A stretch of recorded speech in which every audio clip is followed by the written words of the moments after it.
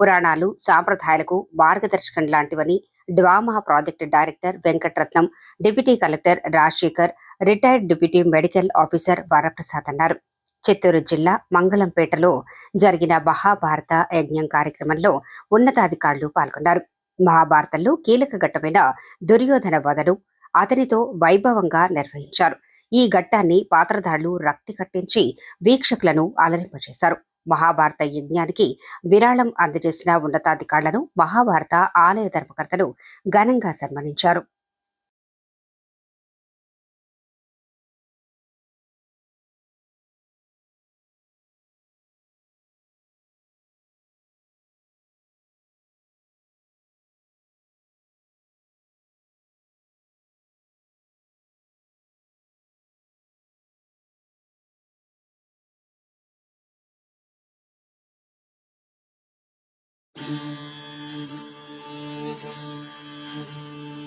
ఎర్ర ఎర్ర పారాని పెట్టి మమ్ము పాలించగా వచ్చే గంగోరెను కా తల్లి,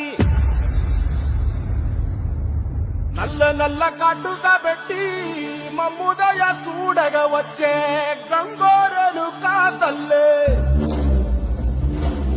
కల్లు కల్లు గజలు కట్టి మమ్ము నడిపించగా వచ్చే గంగోరెను కా తల్లి.